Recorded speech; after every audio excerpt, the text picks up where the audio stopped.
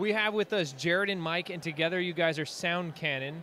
Now, you just performed here at the HMMA's Renaissance Hotel. How was it this evening? It was a blast. It was great to be here. I've been to a few of these before, just as audience, actually. I've been here for a few meetings and just got to listen to some incredible talent in weeks before this. But just to be on the stage and being able to play for obviously such big people in the industry, and it's just a great place to market, and it was a very good experience for us. And we're a rock band, so we just whipped this acoustic set together in a few days. So it was a good challenge for us too, you know. Mike, how'd you feel about it? Yeah, I mean, we're a four-piece band. Yeah, so this is just half the band. Yeah, so what you I did the math. I can do the math. I see this is half of a four-piece. Other people Oh yeah. So yeah, I mean, I'm excited. Hopefully we can, you know, meet some of these same people and they can see us when we play, you know, as a full band, because we've got some full band shows coming up at the Mint on December 20th and at the Roxy on January 5th that we're really looking forward to.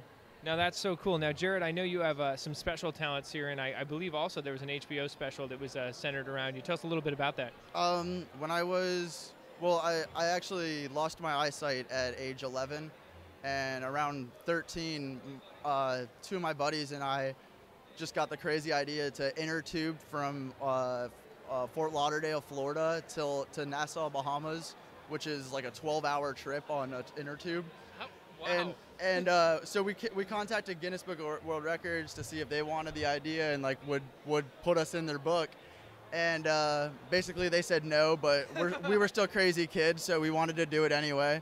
And this lady wanted to film it, and she saw that once she was filming that, she saw that there was a bigger story here, and she decided to film an entire documentary that got picked up by HBO. And it was about you inner tubing? No, it was about my life. The inner tubing was 10 minutes of it, cool. About my family and everything like they went through when I was losing my eyesight, and everything I did to keep my family together. And it's a good flick.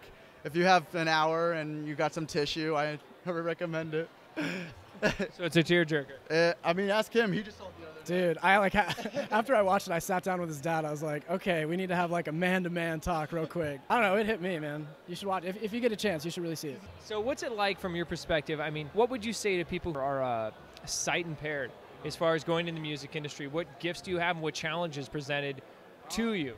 Well, I mean, music's a great avenue for anybody that's looking for something to fulfill their life and to give them just any bit of, you know, a creative outlet for anybody. But I mean, obviously you listen to music, you don't see music. Right.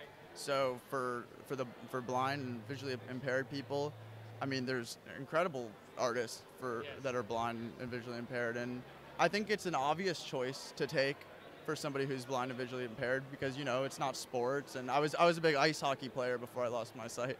So being blind hurt your ice hockey career? A little bit. Just a few less goals. A few less goals. But no, it's fine. But no, it's just it's a good way to build a new life. That's awesome. Now, why the guitar? It was the first thing I chose. I needed something because all my friends were ice hockey players. And I had a friend that played acoustic guitar, and he was like, why don't you try it? And I was like, okay. So I went to Guitar Center, bought an acoustic guitar, hated it, and then never played it. Probably 6 months went by, and then I tried an electric guitar and started playing 14 hours a day. And that's awesome. Could not put it down, and have been going for 7 years straight. Just graduated from Musicians Institute and music school, and just writing and trying to make a career out of it with this guy and two others. What about you, Mike? How'd you get started? Started out singing in a band about 3 years back. I'm actually from Washington, and after the band kind of failed, we had been at it for like 2.5 years. We had to go our separate ways for school and everything, so I actually came to Hollywood to go to the Musicians Institute as well. He was in the guitar program. I did the engineering program, and through that, I met some people. That's how I met him. I ended up I came to his house, jammed on one song, and that's so cool. Guys, thank you so much for coming out tonight. Congratulations. And no, we really appreciate you guys. Thank you so much.